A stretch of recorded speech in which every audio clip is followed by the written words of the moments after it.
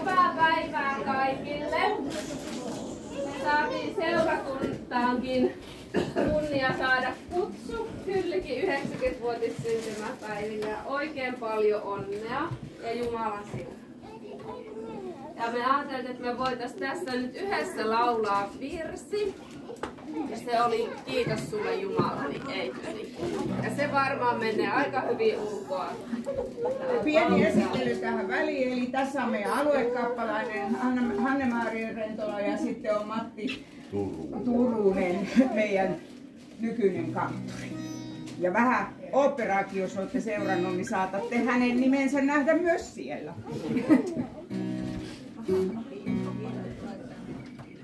Lauletaan kaikki yhdessä. Kiitos sulle Jumalani, armostasi kaikesta, jota elin aikanani, olen saanut tuntea. Kiitos sulle kirkkaista, keväisistä päivistä. Kiitos myöskin raskaista, syksyn synkän hetkistä. Kiitos sulle. No, nyt vaan unohdetaan kyllä. No kukkasista aina voidaan kiitos. Kiitos sulle kukkasista, jotka teilläin kukoisti. Kiitos myöskin ohdakkeista, jotka mua haavoitti. Kiitos sulle, tahdot mulle elon antaa iäisen.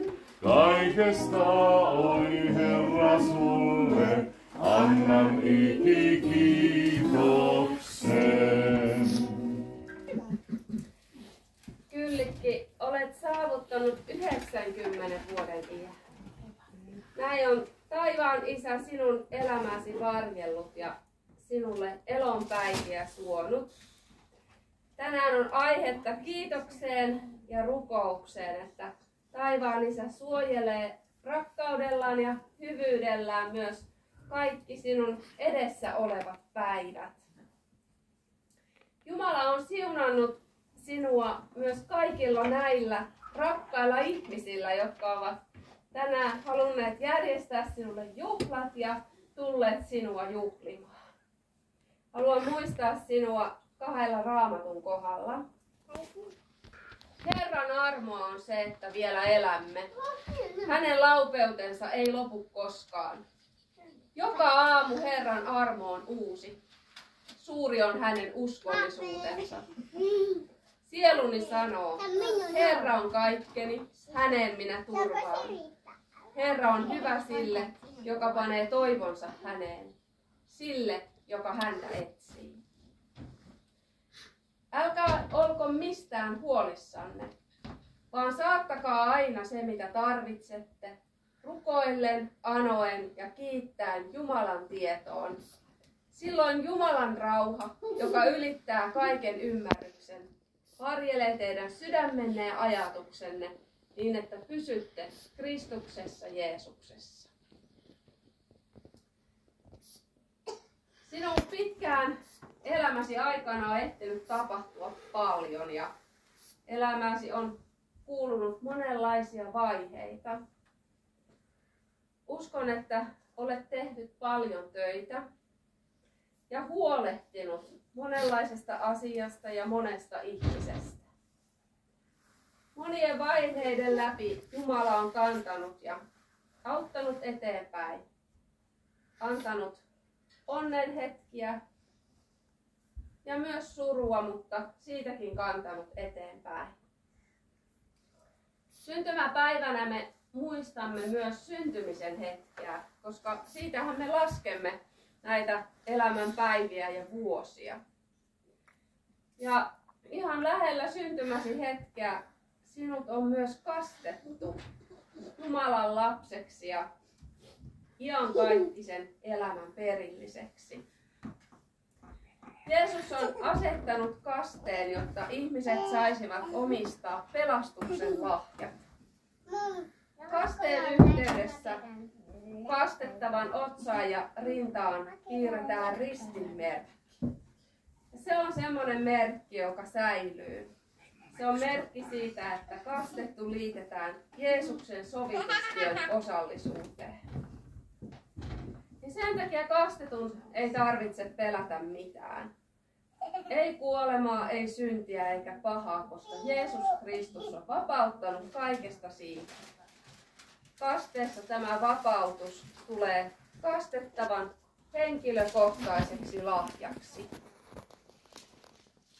Kasteen lahjan arvo ei vähene, kun ikää karttuu.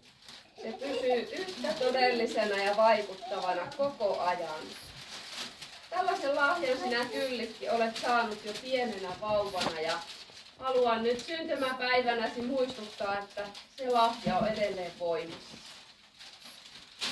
Luther opettaa kasteesta näin. Ruumiimme ja sielumme eivät voi omistaa tätä suurempaa aarretta. Sen vaikutuksesta me näet tulemme kokonaan pyhiksi ja autuaiksi. Tällaista ei muutoin ikinä voitaisi saavuttaa, ei minkäänlaisella elämänvaelluksella eikä millään teoilla.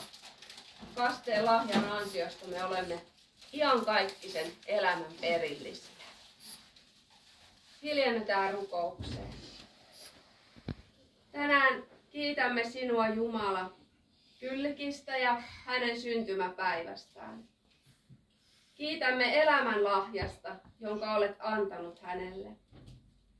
Kiitämme kasteesta, jossa hänet otettiin Jumalan lapseksi ja seurakunnan yhteyteen. Kiitämme enkeleistä, jotka lähetit hänen matkalleen johdattamaan läpi elämän monien vaiheitten. Kiitos Isä ihmisistä, jotka toivat siunaustaan Kyllikin lapsuuteen ja antoivat turvaa ja hoivaa.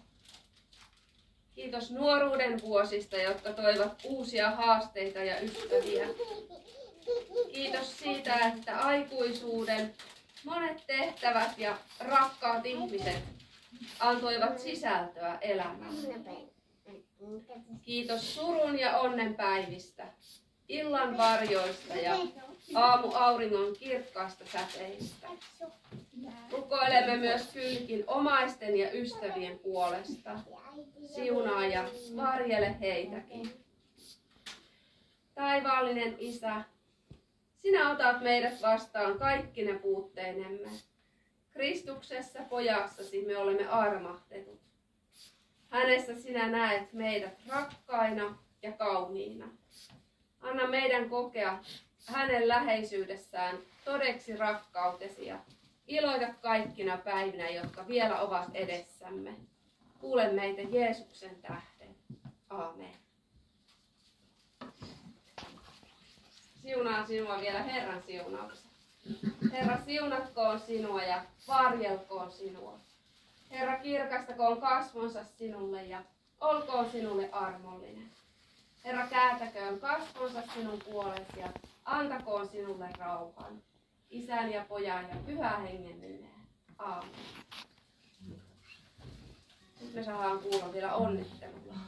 Olkoon ylläsi kirkas taivas, alla jalkojen vehreä maa. Sakon luojamme lempeä tuuli, tänään sinua koskettaa.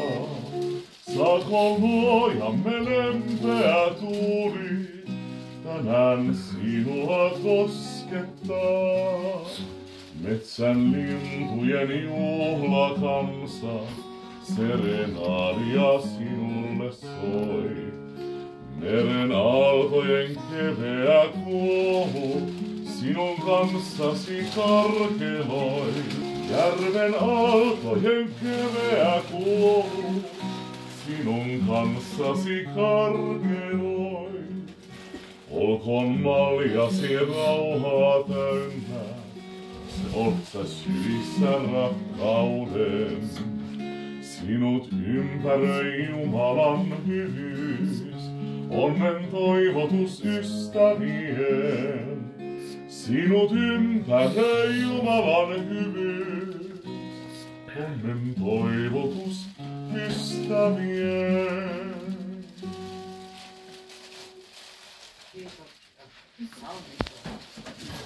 Oikein hauskaa juhlapäivää teille kaikille. Eikä tapahdu.